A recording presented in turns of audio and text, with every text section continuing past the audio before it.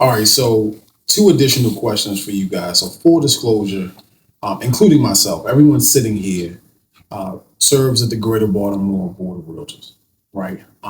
And these are volunteer roles, right? This is the member organization in our local area that supports our agents. But I want to hear from you guys because Bob, you're a past president. Anisha, you were who tapped me on my shoulder at a certain point when you felt like I was ready to serve. I'll start with you, Bob. Why does service matter? You got a family you got to provide for, kids you raised. Why serve? I think part of it, if I'm really being honest, was ego. I wanted to be president of the board of realtors because I figured from a business standpoint that would have a little cachet. Once I got into it, I really realized very quickly that that doesn't serve anybody. And I was president at a time where the executive director, the chief staff person, was leaving to run for mayor, and we needed to find his replacement somehow. And I used to kid folks saying, "Yeah, so my legacy is I forced the executive director who'd been there for years out to go run for mayor because that was so much easier job."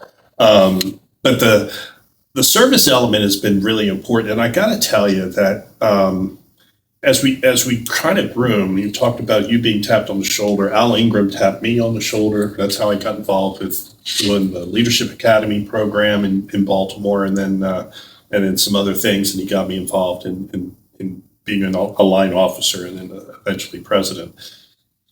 It's a great honor to serve in this capacity, but you can't wear your broker clothes as much as I get given a hard time wearing my swag for my broker all the time. But the fact is, this is really a realtor organization. It's a membership-driven organization whose goal is to really serve its members who are so diverse and have a variety of experience levels. And that part of it really meant a lot to me.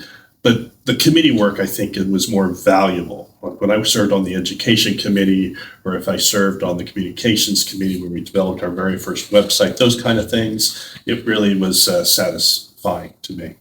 Absolutely. Anisha, what do you say? I served to be the representation I wanted to see. I got my license in a long time ago. Stop saying that. And there weren't many agents that looked like me. And when you are not represented, your interests aren't represented. Mm-hmm. So I'm on the board, I serve on chairs, I serve on committees, and I tap people on the shoulder so that the communities that are still underserved can have representation. Because if somebody is representing a buyer that doesn't understand their culture, that doesn't understand their family legacy or history per se, the representation is not there the same. I can do things for my clients that I understand their culture. Mm-hmm. So if I bring that to the board, it will trickle down. If I tap someone on the shoulder, they can help to bring something that I might not know from experience, or, you have men and women because you bring one thing, I bring a different thing. When we say, I don't see color, or I don't see, that you're a girl, but I need you to see these things. If you're 7 feet tall and I need you to reach the thing off the top shelf, I'm going to ask you instead of letting me do it because it makes the most sense. Tap the people that are tuned in to the things that need to be addressed. So by serving on the board, I can not only serve the public, I can serve fellow agents. It helps me reach back. It helps me mentor, teach, train. But I can also be the changer that I want to see. If we talk about legacy, one of the things in my legacy will be the changes that I made at the board. They weren't astronomical. I have no aspirations to be president. This is the furthest, because what did I say earlier? I'm the laid back one. I don't want the accolades. I want to be change. And the change doesn't have to be loud. It doesn't have to be public. It just has to happen somewhere in the background. So in being on the forms committee, there are documents that I helped create. There are documents that I've had helped change. So when you write your contract, you're welcome. Being on other committees, it helps. I'm on the nominating committee. So if you want to come and serve on the board, come interview with me. Yeah. So these things matter because who the people that serve, they make rules and regulations, and they set precedent that all of us have to live by. So if you want to see the rules change, be a change maker.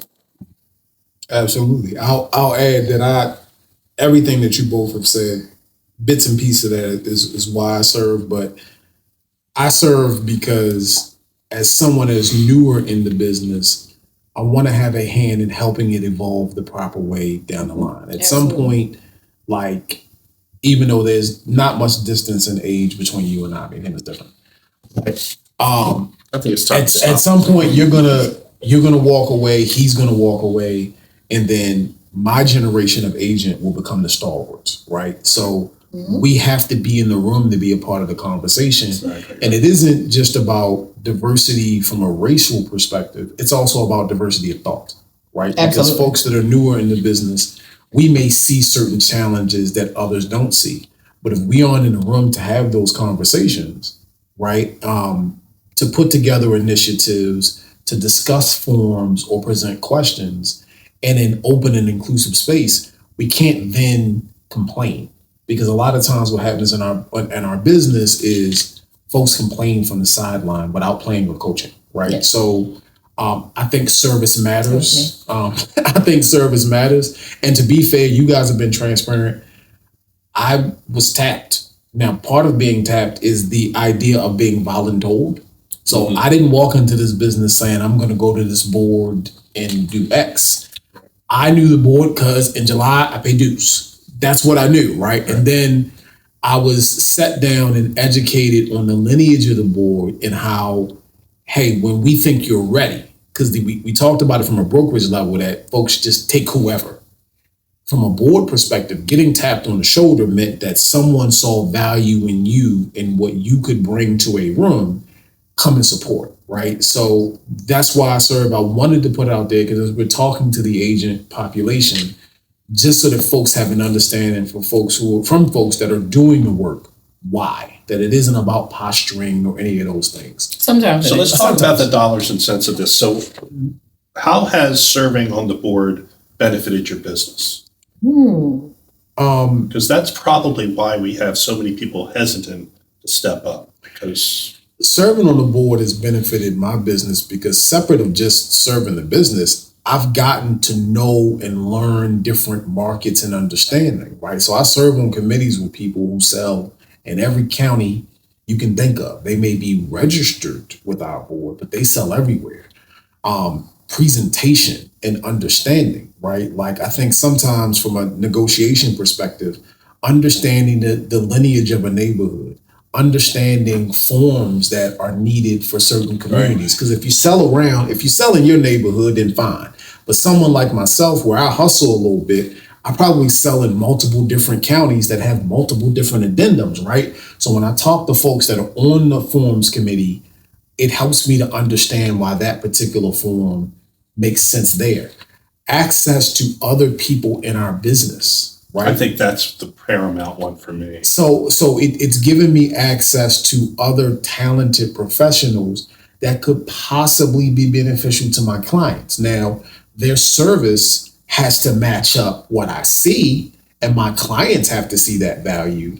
But certain vendors that I've partnered with, I would have never known. But the other part of me serving is folks saying that over time, if you do really well in this business, you'll make a living, you'll send your kids to college, that's great. But I was told by some of the veterans that you owe a duty to serve and give back to the business that has given so much to you. And that's the other thing I've got. Mine is different. I got deals.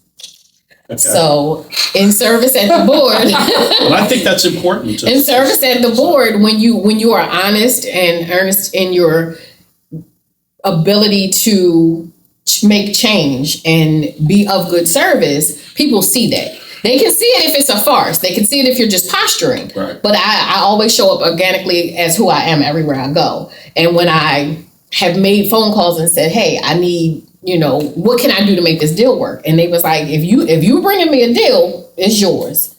I've had people come to me and I say, I need you to sell this house. And they have said, I got a buyer. And I said, well, what's the terms? They said this. I said, okay, we did the deal. relationships matter. So they don't all have to happen at the board, but it has worked in my favor at the board. So when you create relationships, when you're a good agent, when you're doing good business, those relationships will open doors for deals every time. Well, and people need to understand that we're going to be in the business much longer and work with each other more often than we will even some of our clients. And I think by having good relationships, I mean, that's what's really helpful to me in my business, is that when I have a co-op, gosh, probably half the time, if not a little bit more than half the time, it's someone who's either been in one of my classes or I've met somewhere, and they understand from a reputation standpoint, I'm not a troublemaker. I'm not one to kind of, lock horns. My goal is to help people get where they need to go, how they need to go, still representing my client, but it doesn't have to be a fight every time. And I think because people have seen that and heard that about me,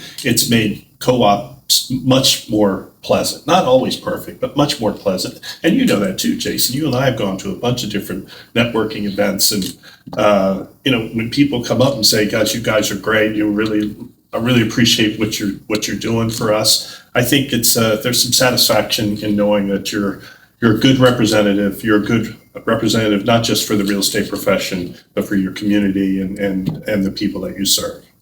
I think that's an amazing point. And what I will add, because Anisha, you are right, business does come from it. But I think the bigger thing that helps to get business overall is indirect development. Like I had a conversation after a board meeting about a week or so ago about an agent who I love, and I can't wait to share this with him when I see him in person.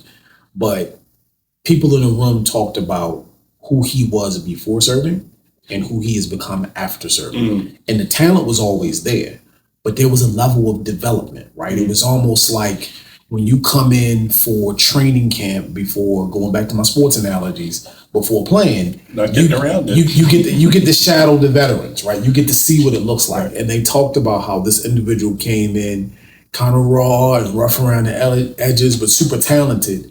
But by serving, they learned what it looked like, how you carry yourself, how you present yourself just through conversations amongst folks in those rooms, which then completely refined their personality, not just within the board, but when they went back out, whatever narrative existed about them in the business beforehand was wiped away, because then it became, nah, he was a kid then. Now, different guy, right? So the development in who you become long-term, I think matters. And I think all the points you guys made were extremely valid. All right, my last one, and I'm gonna get these folks home. And this one is very important because I know you guys are a little closer to the space than I am. And I'll start with you, Anisha. What do you believe your legacy will be in this business when you're done? Oh, I wish you would have started with Bob. I think my legacy will be, she was a good agent and a good trainer. I think I don't know. I don't think this is the best question for me, because I think it'll depend on who it is. Again, not a flashy name that you'll see everywhere, but every now and then. But I think the people that have interacted with me, that have served with me, that have been trained by me, it will be, she was great. I loved her. She knew the business. She did the business. And she made changes where she could. And I'm okay with that. Like when some people will say, well, I sold 40 houses this year. I don't think I've ever sold 40 houses in 1 year, but I also chose that. So my legacy is I lived my life and I sold real estate under my own terms. I never wanted to be a team lead. I never wanted to have a brokerage, but I did want to have impact. And I did want to make change. The changes that I've made and the people that I've trained will impact the communities long after my ashes have floated away. So I'm good with that. And so I think you have to figure out in this business who you want to be. And when I figured out who I wanted to be, which was somebody that was impactful on the underserved communities, I've done that. And I'm good with that. Bob, like you talked about, retirement is on the horizon. and of course, you're going to have some time over the next few years to reflect on it. But 30 plus years in this business, what do you see your legacy in this business having been done? I hope I've had impact on people, on communities, on agents specifically. My entire mission has always been to be a positive influence in other people's lives. I know that sounds a little woo-woo, but it's really a driving force for me, which is why I don't take myself very seriously, and I take the job I do seriously, but the rest of it is just kind of chill. And I used to teach all the time that realtors were always under stress, always had all this stress. And my belief was stress stands for stop taking real estate so seriously. I like that. Because the fact is, we have a very important job, and it's contract law. It's there's significant obligations to make sure we know what we're doing and we're doing it well. And if we don't know the answers, we know who to go to get those answers, so that we're representing our clients in the best possible way. But it's not rocket science. Don't tell anybody. It's not that hard. Once you know the secret to relationships and understand the importance of contract law as it relates to real estate, and the importance of just building a business. And there's a variety of ways to do it. And you talked about social media before. I'm a bit of a unicorn because I'm almost 70 years old. People in my demographic generally don't like change and don't like technology. And I'm kind of good with both of those things. And I think that's been a big driving force for me. Is I love change. I love the new horizons. I love the fact that people have new opportunities. I fully believe that we're going to be having AI writing contracts. I know that makes your stomach turn. And I think a lot of our seasoned folks who see this AI as a threat just don't understand that it's not about taking the realtor's place. It's just about getting rid of so many inefficiencies so that we can focus on what we do the best. So I hope that impact on people's lives and having help real estate agents be successful is something that I'd like to hope that I did, because it's not about volume, it's about values. Yes. Awesome. I love that. Before we close out, I want to kind of speak to what I see the two legacies as. I'll start with Anisha since I worked with her first. I think the best way I can speak to it would be what I see your husband say all the time, which is your realtor's favorite realtor, right? Like, I think it isn't about a popularity contest, but you are an agent that top producers will call when they are stuck on something contractually that's a struggle, right? But they understand that you're going to provide a level of anonymity to that conversation so that they don't lose their presentation to the public, right? Because you want to see folks win. And you answer those questions genuinely and earnestly, right? It's almost like you don't give them the recipe and then put the wrong spice in it to make it taste stupid, right? You're going to give them the answer and you trust them. And not that you don't reach out to folks as well, right? But behind the scenes, those who know will always know that you're one of the best, right? As far as the folks that you train, I think the folks that you train will know that you did everything to impart upon them that the worst thing that they could do is end up in real estate jail, right? And how valuable that is, because indirectly, the goal is to stay out of real estate jail, but you don't get into real estate jail unless you're not doing your fiduciary duty to your buyers and seller and sometimes renter clients, right? So I think we love you. You being your realtor's favorite realtor, I think, is an apt description. Bob, I think your legacy is going to span different generations and different situations. You have taught and groomed brokers. You have managed and led. You have trained multiple generations of this business with a level of showmanship and viability. In an environment and a climate when it isn't championed, you support diversity through your actions, right? Like, my first dealing with you came with me negotiating a deal on a property that you had listed in a county that typically I've never been given a fair shot to negotiate in, right? And that fair shot didn't come because I am a young Black agent, talented or not, right? The facts are the facts. So your ability to be inclusive, your ability to evolve over time, the fact that you are one of the best people I know with artificial intelligence and you're about to turn 70 shows that you're not stuck in the mud. And while building a great life for your family, you have done it by being in service in everything you do. So I think that your legacy in this business will be that you gave more than you took to the business of real Thank estate. you. I love it.